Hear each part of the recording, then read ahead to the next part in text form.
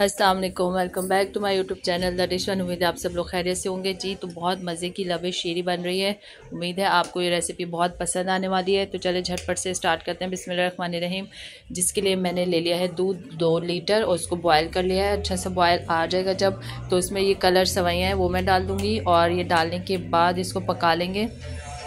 और जब तक ये पक रही है आप जाए सब्सक्राइब करें, बेल आइकन प्रेस करें और वीडियो को लाइक करें और बेल का बटन ज़रूर प्रेस करें ताकि मेरी वीडियो की नोटिफिकेशन सबसे पहले आपको मिले।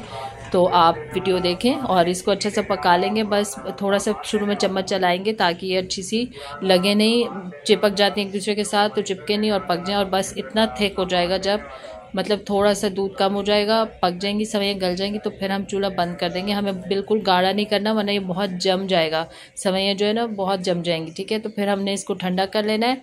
और ठंडा करने के बाद मैंने इसमें डाला है कंडेंस मिल्क हाफ़ प्याली, और ये मेरे पास खोया है वो डाल दिया मैंने इसमें। 1 पाव स्लाइस में कट कर दिया छोटा छोटा, और ये अभी सारा मिक्स हो जाएगा इसके अंदर ना।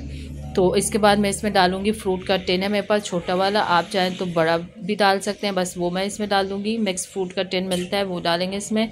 और ये जेली है, 3 कलर की जेली है मेरे पास, मैंगो फ्लेवर, स्ट्रॉबेरी और बनाना फ्लेवर। ठीक है, ये तीनों जेली हम इसमें डालेंगे। और ये थोड़ी कम मतलब लाइट जमाई भी है मैंने, पतली है। और जो रेड वाली और मैंगो फ्लेवर है वो मैंने जो है वो हार्ड मतलब उसको सेट किया। ठीक है, तो आप अपने हिसाब से कर लीजिएगा। बस इसमें किशमिश डाल दी मैंने अपने टेस्ट के हिसाब से, आपको जितनी अच्छी लगती है आप डालें। और बादाम जो है कटे हुए वो डाल दिए मैंने इसमें।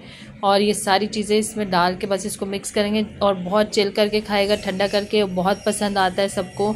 ये डिज़र्ट ऐसा है कि हर कोई खाता है। बस अब इसको मैं टेस्ट कर लूँगी, सबको बहुत पसंद आता है। शादियों में तो बहुत ज़्यादा बना हुआ होता है। इसकी थिकनेस देखें, ये ठंडा होने के बाद थोड़ा और थिक हो जाएगा। तो आपने सवैयाँ इस हिसाब से ही पकानी है कि मतलब इसमें बहुत गाढ़ा ना हो जाए, जम ना जाए, क्योंकि ये लवे शीरी है तो लिक्विड होगा। मिलते हैं नेक्स्ट रेसिपी के साथ। टेक केयर एंड अल्लाह हाफिज़।